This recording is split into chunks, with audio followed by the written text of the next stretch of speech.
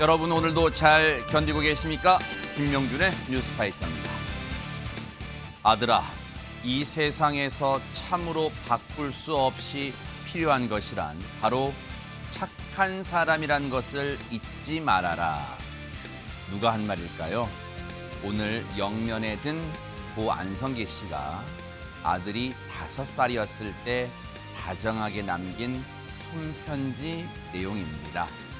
훌륭한 배우, 착한 사람, 그리고 닮고 싶은 사람으로 우리는 그를 기억할 것입니다. 1월 9일 금요일입니다. 김명준의 뉴스파이터 60초 후에 달려보겠습니다.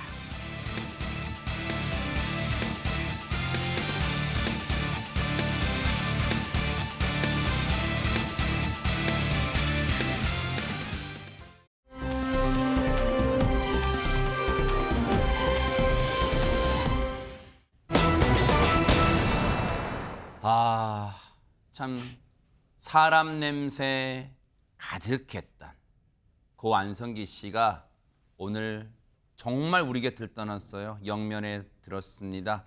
영상부터 만나보시고요. 이어가 보도록 하겠습니다. 나도 약하다 나도 약하다 Oh, you're a holiday Such a holiday 내가 한 50년 넘게 살면서 남한테 피 안 주고 살았거든. 이거 할머니 갖다 드려. 뭐이나? 멧돼지 쓸개하고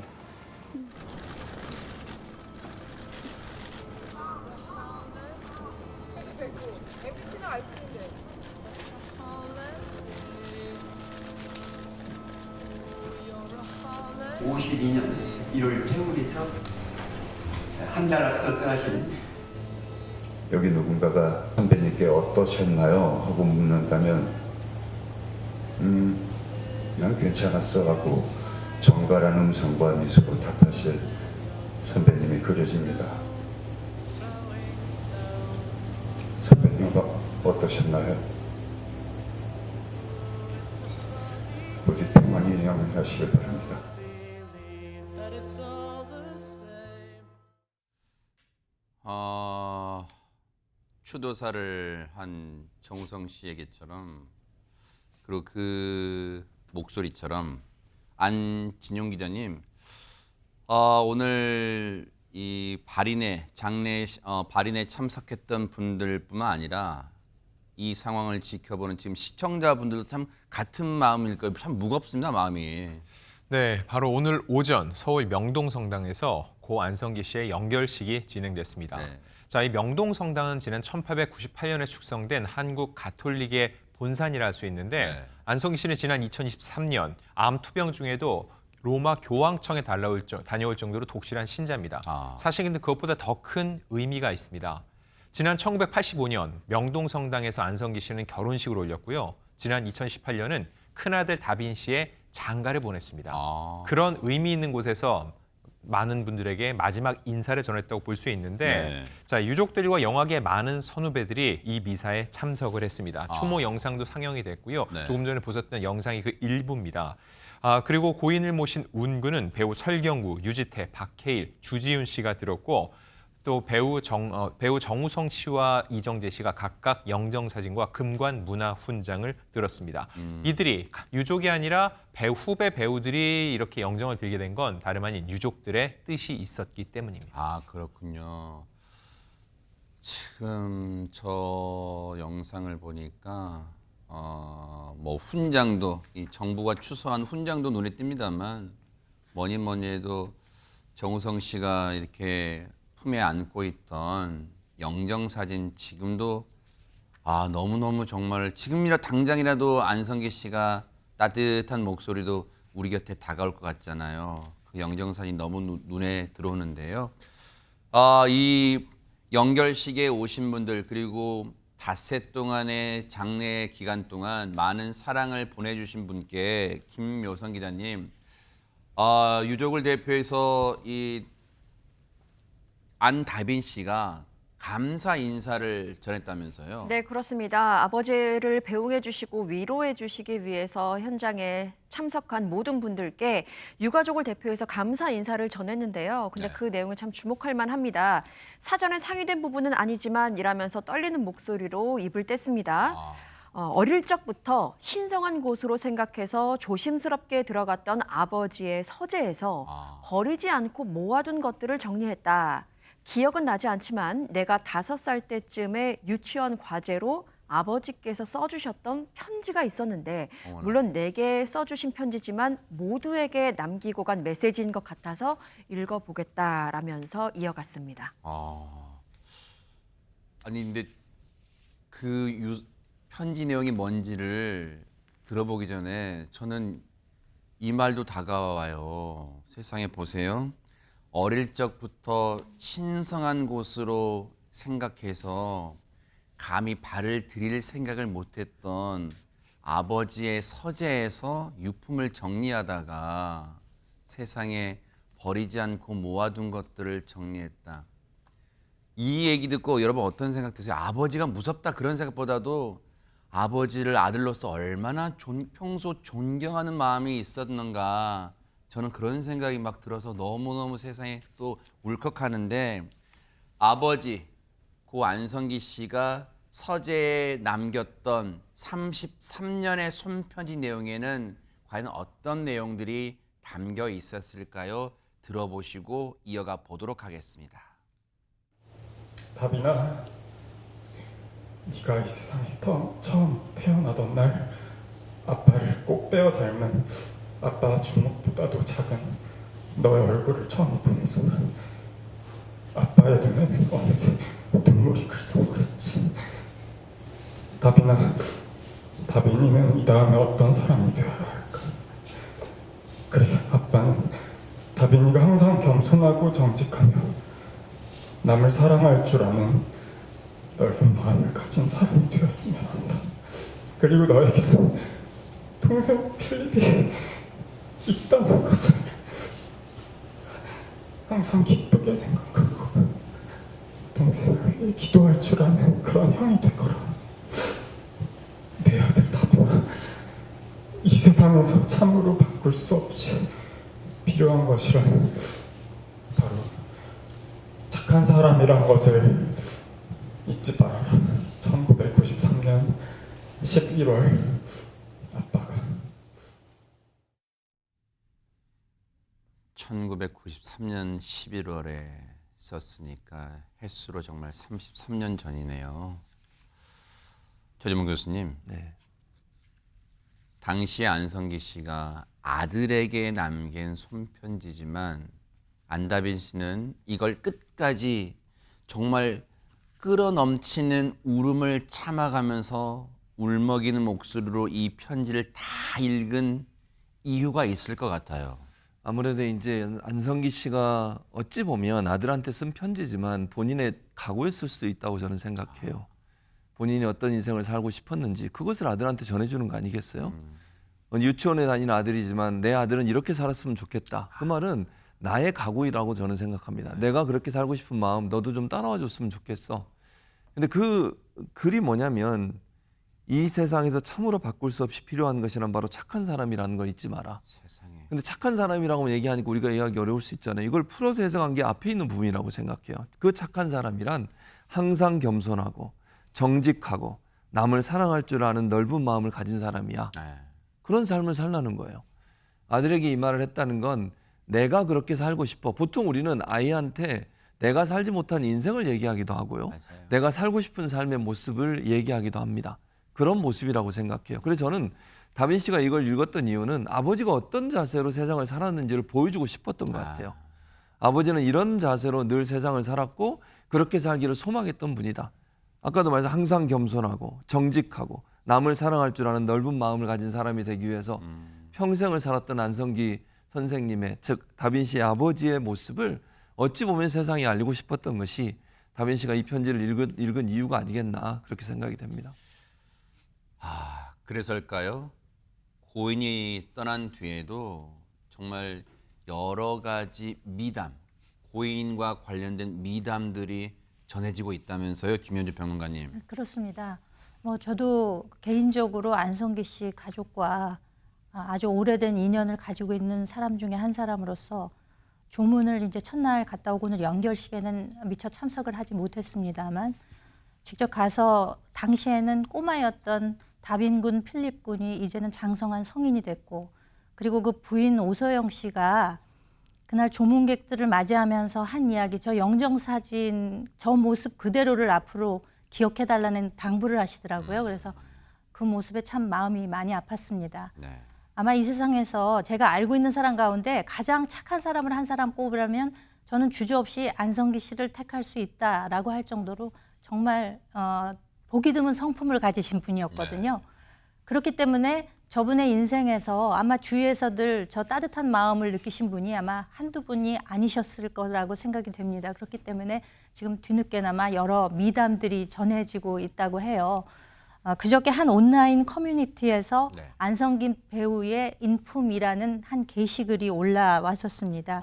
이 안성기 배우가 그 용산구의 한 아파트에 거주를 했었는데 1년에 한 번씩 그 관리사무소 직원들을 전부 호텔로 초청을 해서 식사를 대접했었다는 거예요. 그리고 이때 이 안성기 씨는 정장을 입고 부인은 한복으로 곱게 차려입고 직원 한 분 한 분과 일일이 사진 촬영까지 다 해준 그런 정성을 다했다는 거죠. 그래서 이 게시글 작성자의 경우에는 뭐 유명 스타가 무슨 뭐 팁을 많이 줬다거나 혹은 뭐 선물 세트를 증정했다거나 뭐 이런 사실들은 전해진 바가 있어도 이렇게 특별한 장소와 시간을 마련해서 주변에서 함께 하는 분들을 초청해서 이렇게 특별한 자리를 마련하는 분의 경우는 들어보지 못했다라는 소식을 전하면서 앞으로 좋은 곳으로 가셔서 더 많은 분들의 사랑을 받게 되기를 바란다는 애도의 뜻도 함께 밝혔습니다. 네.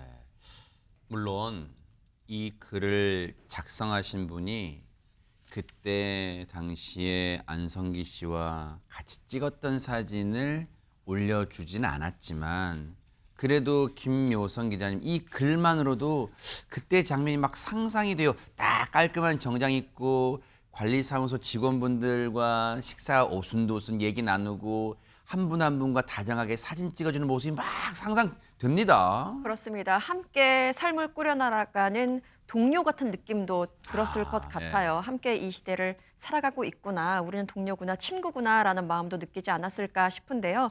이렇게 안성기 씨의 따뜻함을 전하는 많은 이야기들이 또 지금 나오고 있습니다. 동료 배우들은 오죽할까 싶어요. 그러니까요. 특히나 김상경 배우 같은 경우에는 신인 시절에 아마 저는 이때 기억하기로는 신인상을 받기 위해서 시상식장에서 있었던 일 같은데요. 그때 신인 시절 막 그 시상식에서 정신없는 와중에 서로 인사도 잘 못 받고 잘 못 주눅 들어 있는 상태고 위압감이 있는 그 상태에서 안성기 배우가 먼저 상경아 반갑다라고 인사를 건네기도 하고 인사를 받아주시기도 해서 모두가 무시한다고 느꼈을 그때의 안성기 선배의 따뜻함을 느꼈다라고 이야기를 전하기도 했고요. 또 윤경호 배우 같은 경우에는 영화 탄생에서 함께하기도 했지만 이미 그 전부터 안성기 선배께서는 늘 촬영 현장에서 스태프들이 고생하는 것 같으면 직접 이리 와라고 하면서 자리를 권하기도 하고 난로가로 불러서 좀 따뜻하게 있어야지 라면서 챙겨주는 모습도 여러 번 봤다고 합니다. 그러니까 이런 이야기들은 그냥 연기 잘하는 배우 슈퍼스타가 아니라 왜 국민 배우인지 왜 국민 배우로 불리는지를 증명하는 그런 이야기가 아닐까 싶은데요.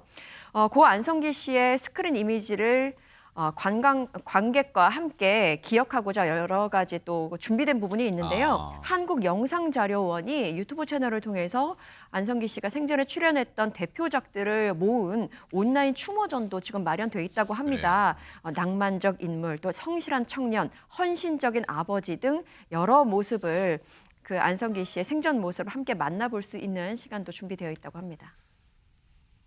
많은 분들이 지금도 믿기지가 않을 거예요. 하지만 이제는 우리가 놓아드려야겠죠.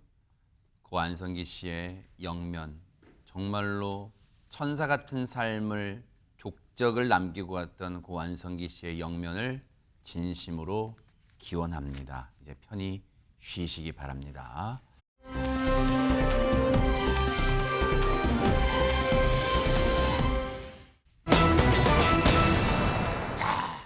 분위기 바꿔볼게요.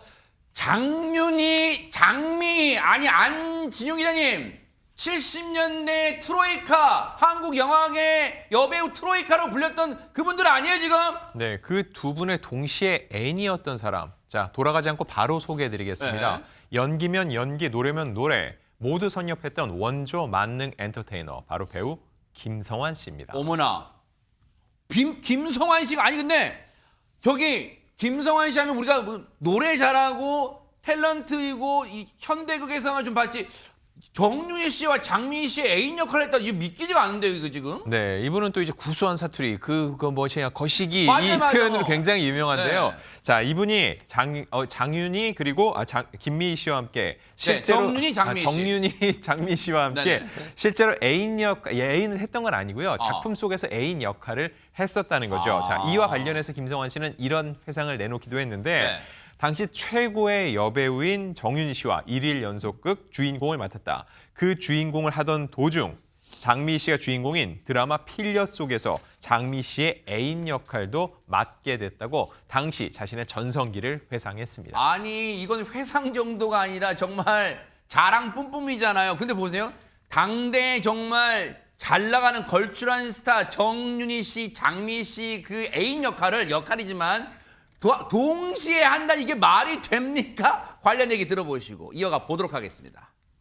네, 역할 두 개는 필려 주인공의 삼촌이 나오고 애인이 나오는데 애인은 3번 나오고 삼촌은 한 10번 나온다. 그래서 애인은 해야죠. 애인을 내? 아, 애인은 야 3번밖에 안 나온다니까 시골에서 잠깐 나오는 거야. 아, 그래도 애인 할게요. 애인을 맡았어요. 장미 애인, 당대 최고의 스타. 애인이 처음부터 끝까지 나와버렸어요. 애인이 주인공이 돼버렸어요. 어머?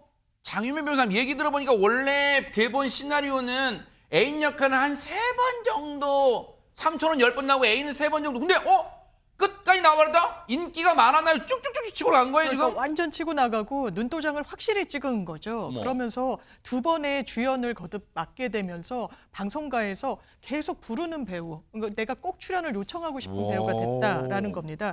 그래서 그 당시에 방송국에서 이런 말도 들었는데요. 어느 날 이덕화, 김영철, 이성웅 이 배우들과 함께 방송국으로 한번 오라고 얘기를 들었다는 거예요. 그래서 방송국에 갔더니 앞으로 열심히 해달라. 뭔가 이렇게 알듯말듯한 당부를 해서 기다렸더니 나중에 드라마 현해탄은 알고 있다. 저도 이 드라마 제목은 들어봤거든요. 그러니까요. 네. 그러니까 상당히 그 당시에 크게 이제 화제가 됐던 드라마인데 네. 여기에 3명의 주인공 중 1명을 맡게 됐다라고 또 밝혔습니다. 이야 이제 그러면 김성환 씨가 그런 생각했을 거 아니에요. 이제 내 인생 탄탄대로다 막 방방 뛰었을 것 같은데 근데 그런 거 있잖아요. 인생지사 세옹지마라고 쉽게 말하면 업다운이 있잖아요. 세상에 청천벽력 같은 얘기가 들려왔대요. 얘기 마저 들어보시고 이어가 보도록 하겠습니다. 머리 깎는 날이야. 이제도 안 버려. 강택이랑 머리 이제 학도병 역할이니까. 학도병 머리 빡빡 깎아야 돼요. 머리 깎으러 분장실에서 다 기분이 하늘을 찌르지 뭐. 그럼. 조연출 보는 분이 김성환 왜 머리 잠깐만 머리 깎지 마 머리 깎지 말라뇨. 잠깐만 기다려. 조금만 기다려봐. 그것도 또 올라가더라고. 조금 있으니까 파주금이 돼가지고 야 머리 안 깎아도 되겠다. 왜 그래요? TVC 없어졌다. 대박 사건. 이게 아니 진짜 청천벽력이란 말을 가지고는 표현이 안 돼요. 그 방송국이 우리가 아는 그 방송국이 없어진 거잖아요 지금. 맞아요. 지금 말씀하신 그 방송은 동양방송이라고 불렀었죠. 이게 1964년부터 80년까지 존재했던 방송사예요. 민영 방송사였는데 언론 통폐합이 되면서 이 방송사가 KBS에 흡수가 되게 됩니다. 그러면서 갑자기 역사 속으로 사라지다 보니까 막 자리를 잡고 있던 김성환 씨가 와. 주연도 조연도 애매한 배우가 돼버린 거예요. 야. 거기 나가서 만약에 주연을 했어봐요. 그럼 엄청나게 또 인기를 끌었겠죠. 그러니까요. 근데 그런 기회가 사라지게 되면서 본인의 입지가 상당히 많이 흔들리게 됩니다. 아하. 그러면서 단막극 위주로 활동을 하고 생계가 점점점 어려워지는 상황에 빠지게 된 거예요. 아이고. 그러니까 기회가 왔는데 그 기회가 본인의 의사에 아니라 어떤 정치적 이유 때문에 없어지게 되고 그것 때문에 본인이 어려움에 처하게 됐는데 네. 근데 엎친 데 겹친 격으로 누나에게 보증을 섰다가 집까지 날려버리게 됐다는 아이고. 거예요. 그러니까 경제적으로 너무 어려운 상황에 코너에 몰리게 됐는데 네. 결국 생계를 위해서 선택한 것이 바로 밤무대였습니다. 아. 그래서 그때는 밤무대가 많았잖아요. 많았죠, 네. 요즘처럼 이렇게 매체가 많지 않기 때문에 밤무대에서 이제 연예인들 만나고 그렇죠. 노래 듣고 이렇게 하는데 밤무대를 시작했는데 이게 그야말로 대박을 터뜨리게 됩니다. 그래요? 김성원 씨가 뭐라고 얘기했냐면 네. 하루에 16군데까지 가봤대요. 어머나. 그러니까 그냥 뭐 초단위 분단위로 뛰는 거잖아요. 세상에. 밤에 밤무대인데 16군데를 뛰었다고 하면 엄청나게 급하게 빠르게 뛰었던 건데 그게 1982년부터 83년 사이였는데요. 출연료가 당시에 200만 원이었답니다. 어머나. 그럼 지금 생각하면 무슨 연예인 200만 원이 많아 이렇게 생각하실 텐데요. 82년, 83년도에 선배들, 그러니까 김성환 씨의 선배들이 받던 출연료가 40에서 50만 원이었어요. 와. 그럼 거의 몇 배를 받은 거예요? 4배를 그러니까요. 받은 대단한 거잖아요. 배 받은 거네, 진짜. 그 정도로 받은 거예요.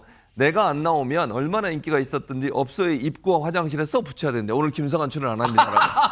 그리고 이분이 더 재밌는 게 뭐냐. 요즘 이제 돈을 세는 기계가 있잖아요. 네. 그때는 그거 없었나 봐요. 아. 돈을 손으로 세야 되잖아요. 네. 그리고 5만 원권도 없었으니까 아하. 돈을 세다가 손가락이 부러질 뻔했다. 야. 그 정도로 얘기하는 걸 보면 엄청나게 많은 돈을 벌었던 것 같습니다. 정말 자부심 대단합니다. 그런데 인생지사 세웅지마라는 말이 딱 맞잖아요. 위기가 왔더니 또다시 기회가 온 거잖아요. 진짜 배우 능력만 뛰어난 게 아니라 가수로서의 그 구수한 이 노래도 대단하지만 그 가수로서 성공할 수 있었던 결정적 또 계기가 있었대요. 얘기도 들어보시고 이어가 보도록 하겠습니다. 근데 결정적인 가수는 진성 씨가 만들어졌어요. 아 그래요? 진성 씨가. 진성 씨가 자기 노래를 나한테 줬어요. 묻지 마세요. 지금 부르고 있는 묻지 마세요라는 노래를. 나하고 이제 내가 라디오 방송을 하면서 진성 씨와 아주 친하게 지냈어요. 그러니까 내가 노래 틀어주고 싶으면 이제 너 이름이 뭐야? 너 뭐 불렀지? 진성이. 성이 뭐냐고? 아니 성이 진씨. 뭐? 이름 좋다. 진성. 야, 뭔 노래 부르는? 내가 바보야. 네가 지금 미는 노래가 지금 타이틀곡이 뭐냐고 이 사람아. 내가 바보야입니다. 노래 바꿔 이 사람아. 예? 네가 너 보고 바보라고 하는 사람이 어디가 있냐. 이렇게 노래 그걸 인연으로 고맙게 생각을 하는 마음, 이런 마음 때문에 자주 만나서 이제 소주도 한 잔씩 하고 이제 밥도 먹고 그러다 보니까 친형제 이상으로 지내요.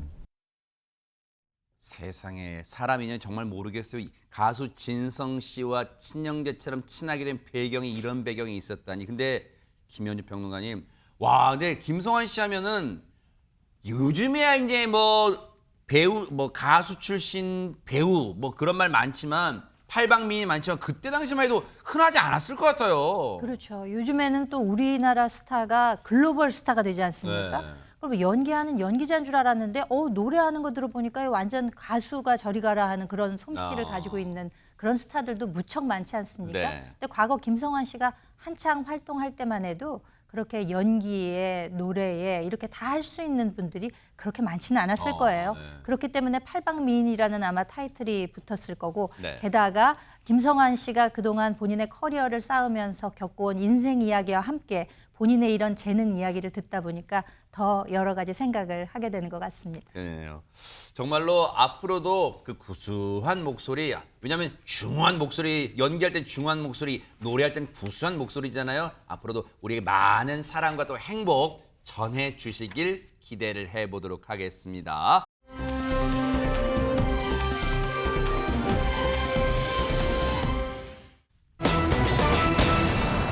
아니, 이거는 무슨 영화 제목 같은데요. 77세 백발의 괴짜 복서. 그러니까요. 77세 백발 괴짜 복서. 이게 한 사람한테 어울리기는 쉽지 않은 단어잖아요. 그러니까요. 그런데 실존 인물이 맞습니다. 이분은요. 열정을 주체하지 못해서 거리에서 춤을 추도 뛰어다닌다고 하고요. 근데 그냥 춤추는 게 아니라 이게 다 훈련의 일환이라고 합니다. 어머나? 백발 복서의 모습 화면으로 준비됐습니다. 보시죠. 네네.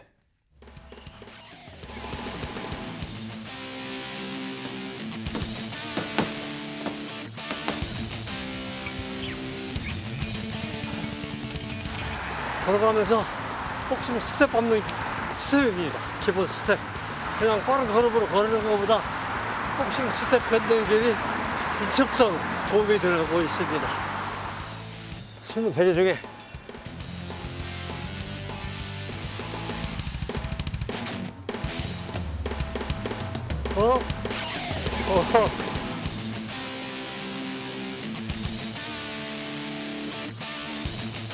여기도 있네.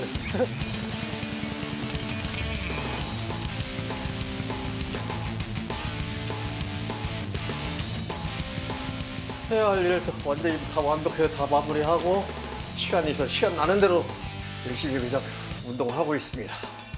CCTV는 항상 눈이 CCTV를 쳐다보고 있어요.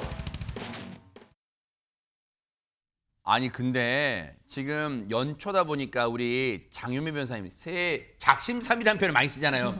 지금 오늘 1월 9일인데 작심삼일 오늘로 세 번째 하시는 분 많을 거예요. 3일씩 3일 단위로. 그런데 이게 작심삼일로 끝나기가 쉬운데 어떻게 매 순간 평생 운동에 빠져 있으면 뭐 할 때도 막 걸을 때도 운동 이거 어떻게 할 수 있어요? 그러니까요. 완전 현역 복서 같잖아요. 네. 그래서 동네에서도 77살 흰머리의 복서 백태성 씨 뭐 이렇게 불리기도 한다라고 하는데요. 실제로 이 운동이 생존과도 또 연결돼 있다라고 네? 합니다. 어떤 사연이 있냐 하면요. 네. 2번이나 생사위기를 정말 그 고비를 넘겼던 사연이 있는 건데요. 30대 초반에 일단 간질환이 한 번 왔었다라고 합니다. 그러니까 얼굴이 노래지는 그 황달이 와서 아이고. 야 아버지 닮아서 나도 진짜 일찍 세상을 뜨게 되나 이런 생각까지 들 정도로 아팠다는데 아이고. 자식이 3명이나 있기 때문에 내가 정말 눈에 넣어도 아프지 않을 이 자식들을 두고 어떻게 가나 진짜 죽을 순 없다라고 해서 그 간절함에 아내에게 어떻게든지 나 좀 살려봐라 살려주소 이렇게 읍소하고 애원하기까지 했다는 거예요. 세상에. 그 당시에 죽음의 문턱까지 갔다가 겨우 살아났는데 네. 또 한 번의 고비가 있었습니다. 바로 60대 초반에 위암 판정을 받았던 어머나. 건데요. 위암 판정을 받은 이후에 80kg까지 나가던 체중이 쭉쭉 빠져서 65kg까지 빠졌다는 거예요. 세상에. 그러니까 거울을 보니까 본인이 본인 같지 않고 정말 뼈에 가죽만 붙어 있는 그런 사람 같아 보이지 않았다라고 소회를 할 정도였는데 이렇게 건강에 부침이 있다 보니까 내가 언제 이렇게 애처롭고 애달고 좀 아파하게 됐지라는 이런 생각이 들면서 그때부터 진짜 건강을 위해서 운동에 푹 빠져들었다고 합니다. 세상에 얘기 듣고 보니까 2차례 죽을 고비를 넘기다 보니까 운동에 푹 빠지게 됐는데 근데요. 이 운동에 푹 빠진 모습을 탐탁지 않게 바라보는 분이 계시대요. 얘기 듣고 이어가 보도록 하겠습니다.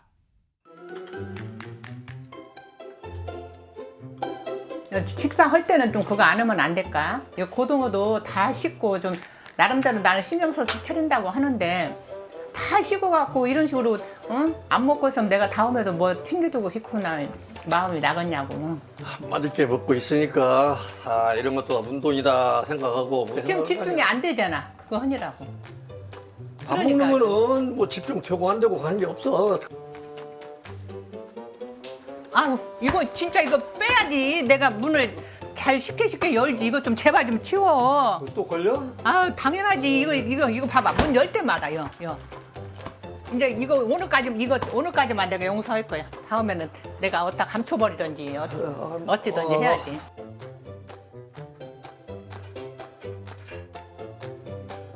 아유 진짜 하도 너무하네.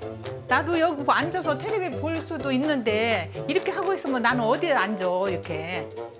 방에서만 하든지 나 안 보는 데서만 이렇게 여기도 이렇고 여기도 매달려 놓고. 아니 진짜 곳곳에 운동기구를 심어놔가지고 그 운동기구 아내분한테는 정말 진짜 가시방석이겠네요 진짜. 아내분 입장에서는 정말 정신이 사납다고 할 수 있을 것 같습니다. 일상생활 속에서 저렇게 운동에 골몰하는 남편이 계시다면은 그 마음 충분히 이해가 갑니다. 네. 근데 이 남편분의 경우에는 마인드 자체가 좀 다르다고 할까요? 그러니까 1분 1초를 가만히 있게 되면 그게 아깝다고 생각을 하는 거라는 거죠. 네. 그래서 양치를 할 때도 까치발 드는 운동을 한다거나 혹은 출근길에도 발에 그 모래주머니를 차고 갈 정도. 그리고 이렇게 추운 날씨에도 반바지를 입고 야외 운동을 할 정도로 정말 운동에 진심인 분인 것 같아요. 네. 그래서 정말 쉼 없이 운동을 이어가고 있습니다. 그래서 하루도 빠짐없이 복싱 체육관에도 들러서 운동을 하는데요. 여기서도 역시 젊은 사람과 비교해서도 체력이 뒤처지지 않는다고 합니다. 그 젊은 그 체육관 직원들도요. 네. 윗몸 일으키기를 그렇게 한번 견뎌보자 하게 되면은 뭐 월등히 앞서서 이기신다고 하고요. 지금 이 장면인가 봐요. 어머나 그렇습니다. 세상에. 와. 훨씬 속도가 빠르잖아요. 네, 와. 그리고 그 복싱에서 은퇴한 시니어들 아마 모임이 있는 모양입니다.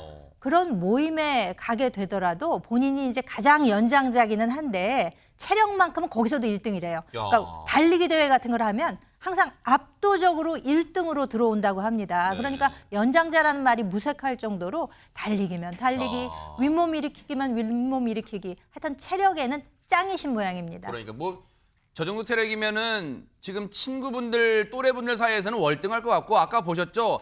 젊은 청년들, 젊은 분들한테도 밀리지 않는 강철 체력을 보유하고 있는데 놀랄 게 더 있답니다. 마저 보시고 이어가 보도록 하겠습니다.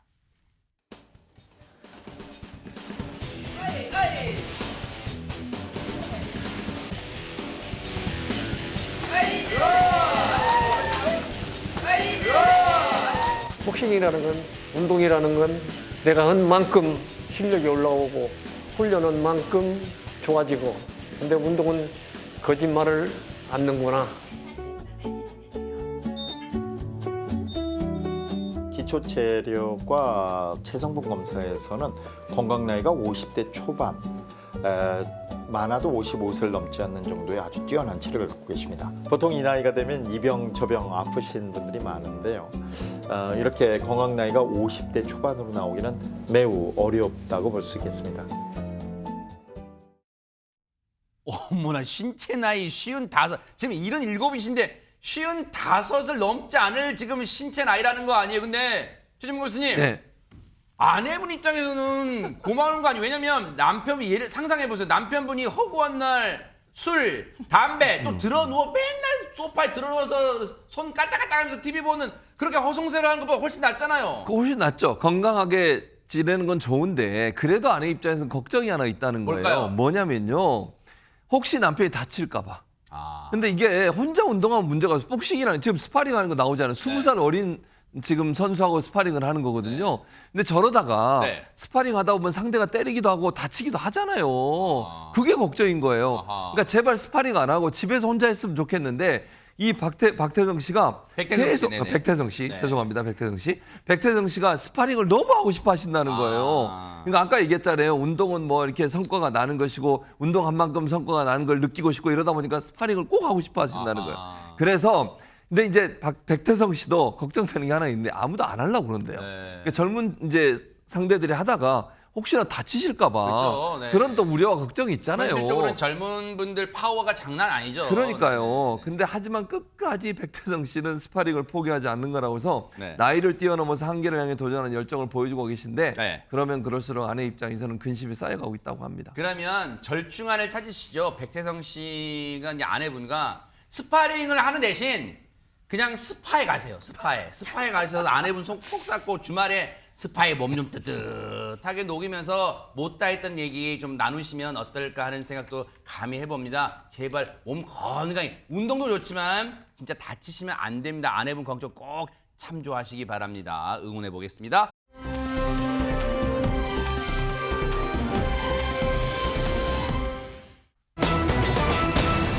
자, 분위 바꿔볼게요. 어머나 우리한테 친숙한 배우 하이라 씨 얘기인데 2년을 못 걸었다는 게 무슨 말이에요 지금? 그러니까요. 저도 깜짝 놀랐는데요. 하이라 씨가 올해로 57살이 됐더라고요. 와. 최강 동안 여배우라고 할 수 있을 텐데 나이가 믿기지 않는 외모와 또 날씬한 몸매를 지금껏 유지를 하고 있는데요. 그런데 이 모습은 알고 보면 버텨낸 시간의 결과물이라고 합니다. 어떤 사연이 있었냐면 2년 동안 못 걸었던 적이 있었다는 거예요. 촬영하다가 오토바이에서 떨어져서 등을 좀 그 당시에 다쳤는데 당시엔 피가 나지 않아서 이거 크게 다친 게 아닌가 보다라고 하고 주변에서도 병원까지는 안 가도 될 것 같아라고 했는데 알고 봤더니 부상이 등부터 허리까지 크게 왔었다고 합니다.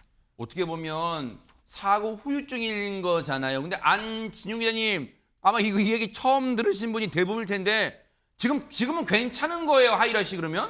그렇지 않습니다. 이 사고는 20대였지만 지금도 이 디스크가 밀려 나와 있는 상태라고 해요. 이걸 극복하기 위해서 하이라 씨는 1년 365일 매일 아침 30분씩 운동 루틴을 계속 지키고 있는데 허리 스트레칭과 철봉 매달리기, 다리 운동까지 아침에 꼭 하고 혹시라도 아침에 일이 있어서 못했다. 그러면 그날이 끝나기 전에 반드시 3분이나 5분 이렇게 꼭 운동을 해온다고 이런 합니다. 운동 하나 봐요 지금. 그렇습니다. 어머나. 그리고 최근엔 1년 반 동안 하루도 운동을 빼놓지 않고 하고 있다고 하는데 네. 자, 그런데 하이라 씨가 운동을 이렇게 열심히 하는 이유 이런 건강 말고 또 하나가 있었습니다. 자, 이거 잘 들으셔야 돼요. 뭔데요? 왜냐하면 최수종 하이라 씨의 부부 금실의 비밀일 수 있거든요. 네? 그걸 말씀드리면은 나에게 잘 보이기 위해 운동을 한다고 최수종 씨가 얘기한 적이 있다고 해요. 자, 그리고 하이라 씨 역시 나도 남편한테 잘 보이고 싶어서 운동한다고 합니다. 그 이유는 나의 몸을 자세히 볼 수 있는 사람은 오직 남편밖에 없지 않냐라고 고백했습니다. 아니, 진짜 최진봉 교수님, 이게 있잖아, 오그라드시는 분이 많으실 텐데 시청자분들 중에 누가 진짜 최강 대한민국을 넘어 전 세계 최강 사랑꾼 아니랄까봐 부부 사랑꾼 아니랄까봐 진짜. 57세 정도 되면 자세히 보는 일이 있는지는 모르겠습니다만 근데 왜 그러세요, 또? 자세히 보신다고 하니까 너무 사랑꾼이다. 아하. 이런 생각이 듭니다. 네. 50대만 돼도 잘 정리하셔야 돼요. 안 보잖아요, 네. 자세히. 잘 수습하셨습니다. 모르겠습니다. 50대가 아니어서. 아무튼 네네. 근데 이 집에서요. 사랑꾼은 이 집에서. 그러니까 네네. 최수종 씨 댁에서 예. 두 분이 끝이 아닙니다. 네네. 이게 그러니까 부부간의 금술이 좋은 것도 너무 좋은데요. 네. 하이라 씨는 아빠를 닮아서 아이들도 그런데요. 아이들도 엄마를 챙기는 게 그냥 차원이 다르대요. 어머, 그냥. 가족 사진인가 봐요. 예, 그렇습니다. 세상에. 왜냐하면 아빠를 보고 배우거든요. 어려서부터. 생일날 촬영을 마치고 집에 갔더니 아이들이 이벤트를 준비해줬다고. 이벤트의 네. 왕하면 또 최수종 씨 아닙니까? 그러니까요. 근데 그걸 보고 아이들이 배워서 엄마에게 똑같이 해주는 거예요. 세상에. 그러니까 얼마나 이런 건가 행복하겠어요. 봐. 예, 맞습니다. 그러니까 아이들이 해주면 더 기쁘거든요. 남편이 해주는 것보다 훨씬 더 기쁜데, 근데 웃기는 건 이 말을 듣고 계시던 분이 누구냐면 배우 김용옥 씨 있잖아요. 네. 김용옥 씨가 옆에서 이 말을 듣고 계시다가 결정 단어를 날렸습니다. 뭔데요? 뭐라고 그랬냐면 같이 갈비를 먹으러 갔나 봐요. 두 네. 부부하고 네. 갈비를 먹으러 갔는데 최수종이 갈비를 구워서 나를 주나 어르시니까 주나 했더니 하이라고 주더라. 야. 그래서 최수종 같은 남자가 정상인 줄 알겠지만 사실 그건 비정상이다.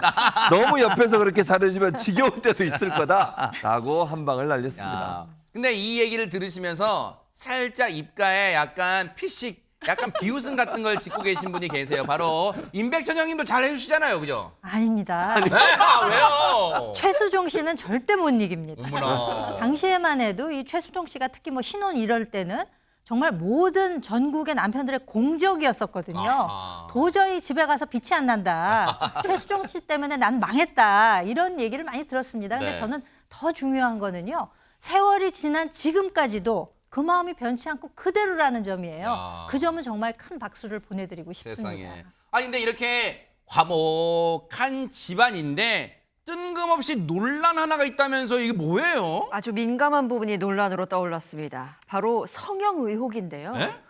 선남 선녀 부부에게 웬 성형 의혹인가 싶으실 텐데 사건의 발단이 말이죠. 어허. 첫째 아들이었습니다. 뭐? 하이라 씨가 딱 아이가 태어났을 때 봤는데 아들이 쌍꺼풀이 없었다는 거예요. 그리고 가족 사진을 찍었습니다. 근데 가족 사진을 찾으러 갔죠. 그랬더니 사진사 직원이 네. 어머 최수종 쌍꺼풀 수술한 거 아니야? 아이한텐 쌍꺼풀이 없어. 라면서 수군수군 되는 모습을 발견했다고 합니다. 아니 글쎄 쌍꺼풀이 유전이 되는지 모르겠지만 어쨌든 이 말도 안 되는 의혹 논란에 대해서 하이라 씨가 종지부를 찍어버렸다는데요. 얘기 들어보시고 이어가 보도록 하겠습니다. 따님이신 거죠? 네. 그렇죠. 그리고 여기는 누가 따님인 거야? 그러니까. 사진은 같이 이제 경기장에 갔을 때 딸이 셀카를 찍은 거고요. 요거는 이제 가족 사진 찍으러 갔는데 이제 딸이 거울 비춰서 아니 근데 진짜 따님은 저기 너무 선배님 너무 닮으신. 저는 닮았다고 생각 안 했는데. 아유 똑같아요 진짜. 그러니까 눈은 아빠랑 똑같아요. 눈 동작까지 아빠랑 되게 닮았고 이제 피부랑 요 하관만 저랑 좀 비슷하고. 전 어렸을 때부터의 이제 습관처럼 늘 나갈 때 들어올 때 포옹을 하거든요. 지금까지 하고 있습니다. 부러운데요. 살짝 좀 화도 나요. 어쨌든 부러워서 그러는 거예요. 진짜 지금도 이 사랑꾼 거기다가 가족까지 모두 화목한 모습 앞으로도 우리의 따뜻함 또 부러움도 좀 전해 그래야 좀 자극받죠. 그런 가정으로 또 지내주시길 기대를 해보도록 하겠습니다. 멋졌습니다.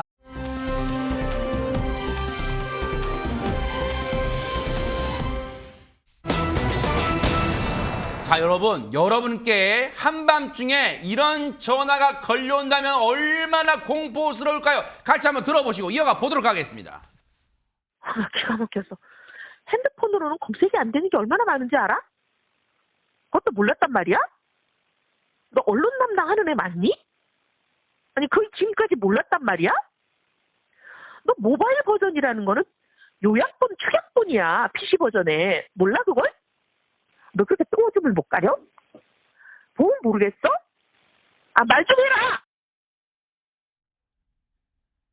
낮에 들어도 무서울 판인데 한밤중에 이거 누구 목소리예요? 김현주 평론가님. 네, 바로 이해훈 기획예산처 장관 후보자의 목소리였습니다. 지금 들으셨던 이 녹취는요.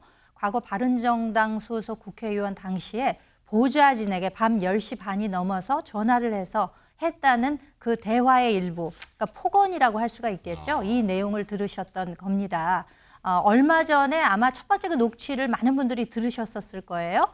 그것은 이제 인턴 직원에게 했던 고성, 야 하는 그 폭언이었는데 네. 그에 이은 두 번째 이 녹취가 추가 공개됐는데 국민의힘 주진우 의원이 공개를 했습니다. 이유는 지난번과 같은 이유였어요. 그러니까 언론을 담당하는 보좌진이 있었는데 네.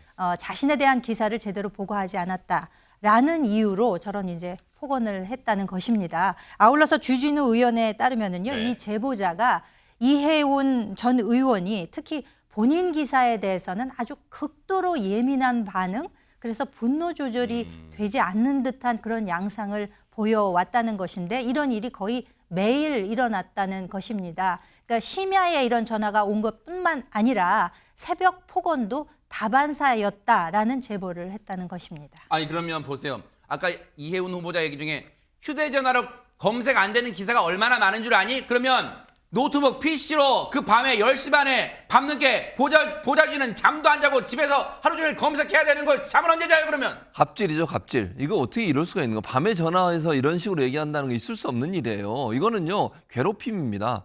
누가 부하 직원이든 보좌진이든 상관없어요. 아니 밤에 전화해가지고 또 새벽에 전화해서 어떤 일을 맡기고 하라고 한다는 거 그것도 화를 내면서 부탁도 아니고 있을 수 없는 일이에요. 네. 이거는요 상식의 선을 벗어난 행동입니다. 이런 행동하는 건 도저히 납득될 수 없습니다. 어떻게 저런 표현을 해요? 그 진짜 제가 송구에서 말 표현 지금 자막 저 마지막 본 저런 표현을 사람한테 할 수가 성인한테 할 수가 있어요. 장유미 변호사님 19일 날 하루 종일 청문회 한다는데 일단 오늘 9일이에요. 열흘 남았는데 그때까지 버틸 수는 있어요? 그러니까요. 후보자 같은 경우에는 청문회에서 소상히 또 상세하게 법적으로 뭐 문제되지 않는다는 점을 밝히겠다. 그리고 본인이 그 경위에 대해서도 사과드리면서 입장을 내겠다라고 하고 있는데요. 말씀 주신 대로 의혹을 더 제기할 이 부분을 야당에서 제기하고 있기 때문에 이런 부분과 관련해서 다다음 주 월요일인 19일에 관련 상임위에서 하루긴 하지만 좀 늦게까지 하기로 여야가 합의를 한 상황입니다. 혹시라도 후보자 마음속에 어떻게든 청문회 장만 열리면 버티기로 하면 되지 않을까 하는 생각이 있는 걸까요? 판단은 국민과 시청자분들이 하실 거라고 믿어봅니다.